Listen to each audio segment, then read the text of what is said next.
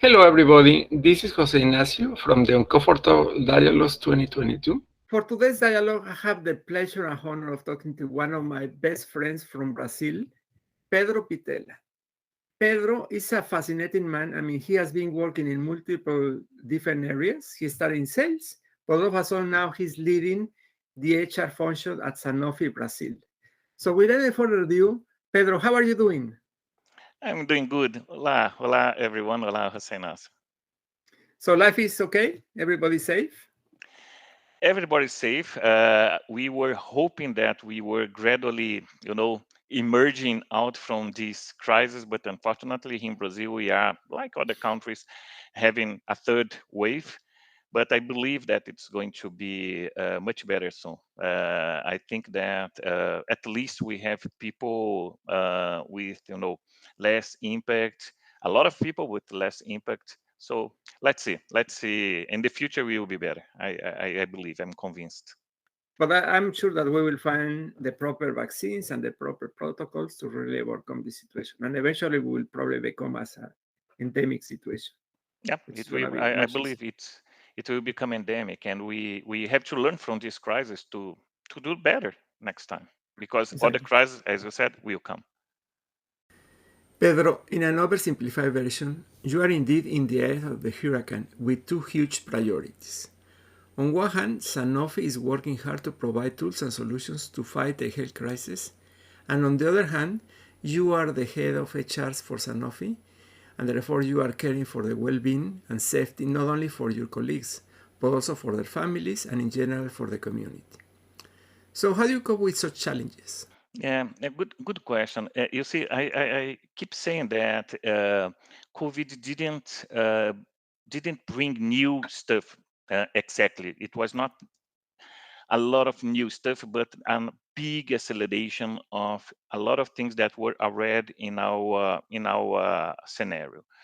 Digital transformation, mental health, new ways of working, new the hybrid work, everything that we're talking now were there already before COVID, but COVID made it much faster, exponentially faster. So we basically had to navigate without a playbook, Exactly. improvising a lot, taking action, because in big corporation we are always used to wait for, the central command from headquarters, and we couldn't do that. So first of all, react very fast and protect the core. So that's one very very good learning from the COVID, how we have to focus on the essential stuff like cash flow. Cash flow is, basically protect the people, because without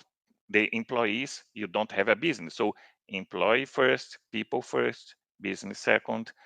Then how you start to transform the business, because digital transformation, for instance, is something essential to survive long term.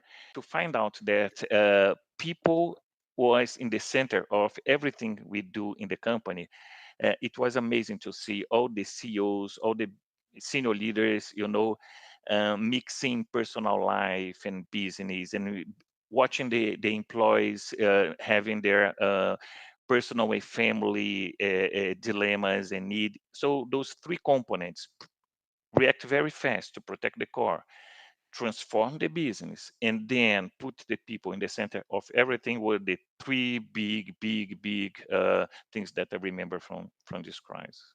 What have you learned to make you a better leader or your organization to be a better leader, corporation? Yeah. Now, and you put a very important point, because not only as an HR leader, but as a business leader, as a people leader, to be close and really communicate both ways.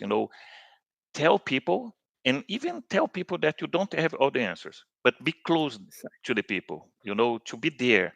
And sometimes it's just reinforcing that I understand the issue. I don't have all the answers, but I'm going to look for the answers. And as soon as I know something, I'm going to come back and I'm going to tell you. So Every week we had town halls. We tell people what we know and what we didn't know. So be there and listen. So communication both way. To be there, to be vulnerable. Because as a leader, we also had our family issues. We had COVID. We had our drama. So it's not to be superhero, superman, superwoman, but to really show that we didn't have the answers, but we also were suffering mental health. For instance, mental health was something that burnout. Now we have the OMS saying that burnout is a work disease now. So how we can show to the people that we are there as not as a leader only, but as humans. Again, a very, very practical example. We launched 2 years ago a program in Sanofi for psychological consultancy in mental health. So appointments, virtual appointments, and I was the first one to adopt, the first one to show that as a leader, I also have my issues, my needs. So it kind of incentivizes, because mental health is something that is still a taboo, something that people don't say. If you have COVID, you tell everyone, but if you have mental health, you don't tell to yourself, you don't admit, you don't assume you have. So being there openly say, okay, I have my weekly appointment, doing that, I like, etc. It kind of, break the walls and say people, it's okay not to be okay. So Pedro, by listening to this discussion, I guess that you have found the golden nugget or even the perfect solution to the problems we're facing. Am I right? we are still learning how to do that. Every day we see old and new habits, because I think there's a kind of war, a battle between command and control and the empowerment and agility, and this is an everyday battle. When we start to go out from COVID, from the crisis, we tend to be there again with the old habit. So that's the we have to resist to go back to the old habit, because there is no place to go back anymore. It's just moving forward, not moving back. Pedro, you have been working for what, 15 years in HR, and you have been working in multiple companies. What do you think people will say about how Pedro Pitella make a mark in this world or in this community or in this company? Oh, Senaso, I think that maybe in one sentence that I can use, what I like is all in. Everyone has to be successful. Well, Pedro, as always, it's really exciting and inspirational listening to you and talking to you. Thank you very much for the time. And for everybody else watching this webcast, if you happen to have any question to Pedro or even myself, just make sure that you can write it down here in LinkedIn and YouTube, and we'll get back to you.